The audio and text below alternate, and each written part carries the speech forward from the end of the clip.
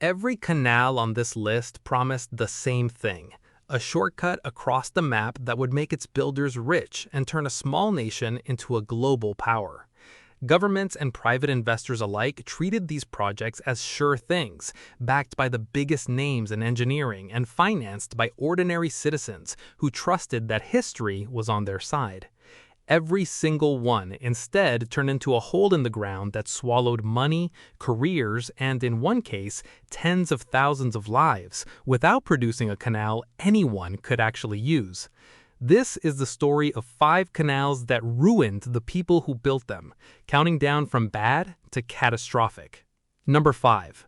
In 1881, a company backed by Hungarian and French investors starts digging a canal through a narrow strip of land in Greece, cutting straight through solid limestone to connect 2 seas and save ships a 185-mile detour around the coast, a route sailors had complained about for over 2,000 years. The rock keeps collapsing into the trench faster than crews can clear it, and the cost of shoring up the walls eats through the budget far faster than anyone predicted. Within 8 years, the company runs out of money and goes bankrupt, forcing the Greek government to step in with a bailout just to keep the project alive. This was the Corinth Canal, and even after Greek engineers finally finished it in 1893, the canal turned out to be a commercial disappointment. It's so narrow that only small ships can fit through, with barely a few feet of clearance on either side, and the same unstable limestone walls keep collapsing into the water decades after completion, shutting the canal down for repairs again and again, sometimes for years at a time. Today, it earns most of its income from tourists, not the shipping trade it was built for. A narrow canal in Greece was one kind of failure. What happened next in Central America was a company disappearing overnight. Number 4. In 1889, the U.S. Congress charters a company to dig a canal through Nicaragua, betting that a route through the country's lakes and rivers will be faster and cheaper to build than anything through Panama. Investors pour money in, drawn by the promise of an American-controlled shortcut between the Atlantic and Pacific. Crews start clearing jungle and dredging harbors at the Caribbean port town of Greytown. Then, in 1893, a stock market panic sweeps across the United States, and the company's funding disappears within weeks with no government backing to fall back on. This was the Maritime Canal Company's Nicaraguan Canal, and construction simply stopped where it stood, machinery abandoned in the jungle to rust. More than a century later, in 2013, a separate Nicaraguan canal project, backed by a Chinese billionaire who lost most of his own fortune in a stock crash, collapsed the exact same way after years of promises, land seizures, and almost no actual digging.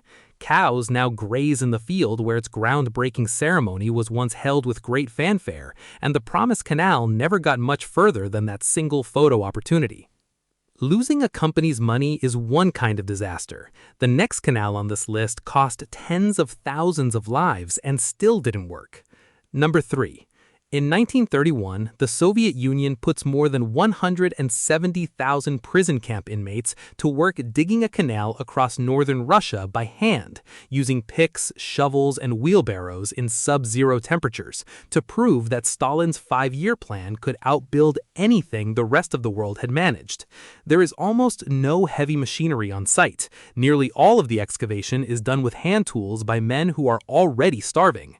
The canal is rushed to completion 4 months ahead of schedule.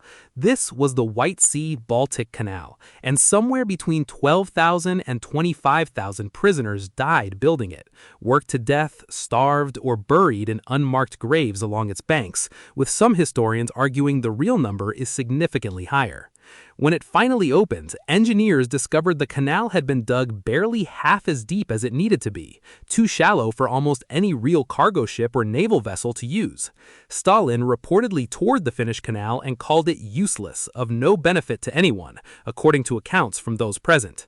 The book the Soviet government published to celebrate its construction was banned a few years later after most of its own editors were arrested and executed in Stalin's purges, their praise for the project quietly erased from official history along with them.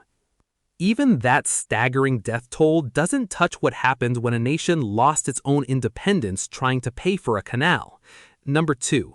In 1854, Egypt's ruler agrees to let a French company dig a canal connecting the Mediterranean to the Red Sea, believing it will turn Egypt into the crossroads of world trade and modernize the country almost overnight.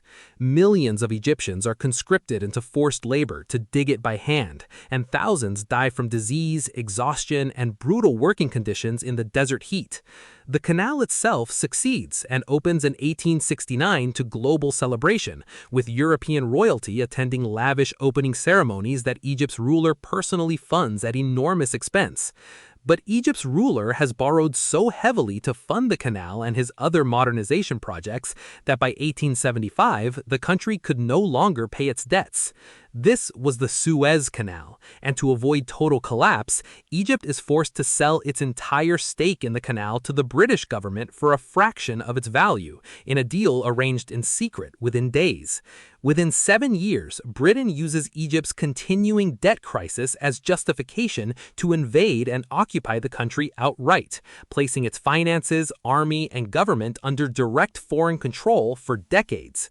Egypt had built one of the most valuable pieces of infrastructure on Earth and lost its own sovereignty paying for it, a debt it wouldn't fully escape from until the canal was finally nationalized nearly 80 years later. And yet, even that disaster doesn't come close to the canal that became the single biggest financial scandal of the entire 19th century. Number 1. In 1881, Ferdinand de Lesseps, the celebrated French engineer behind the Suez Canal, announces he'll do it again in Panama, promising investors a sea-level canal finished within 12 years, using the exact same design philosophy that worked in Egypt. Nearly 800,000 ordinary French citizens buy shares, treating it as a patriotic duty as much as an investment, encouraged by newspapers and government officials who all but guarantee its success. The jungle conditions turn out nothing like the Egyptian desert. Yellow fever and malaria tear through the workforce so quickly that some accounts claim entire teams of engineers died before receiving their first paycheck. Landslides bury equipment and men, and the Chagres River floods construction sites again and again, undoing months of work in a matter of hours. By 1889, the company has burned through the modern equivalent of billions of dollars, completed only a fraction of the canal, and declared bankruptcy. This was the French attempt at the Panama Canal, and roughly 22,000 workers died during the 8 years of construction, alongside all 800,000 investors who lost their entire savings overnight. The collapse triggered a corruption scandal so severe that it gave the French language a new word for political bribery, and de Lesseps himself, the man once celebrated as a national hero, was convicted of fraud in his final years, his reputation destroyed by the very kind of confidence that had made him famous. 5 canals. 5 different countries and centuries, one repeating pattern. The people funding these projects treated the map on paper as a promise, and the ground itself, the disease, and the real cost in lives as an afterthought to be worked out later. Every one of these canals was sold as a shortcut to wealth and power, backed by the confident assurances of men who had succeeded before and assumed they would again. Every one of them instead became the thing that bankrupted the company, the investors, or in Egypt's case, the country itself, while in Russia it cost tens of thousands of lives for a canal too shallow to use for the very ships it was built for. If this video kept your attention the whole way through, hit like. That's the clearest way to tell us this kind of deep dive is worth making more of. If you know someone who'd get pulled into this kind of story the way you just were, send it their way. That's genuinely how a small channel gets discovered. And in the comments, tell us which of these 5 failures shocked you the most, or if there's a disaster we haven't covered yet that you think belongs on this channel. We read every comment, and they shape what gets made next.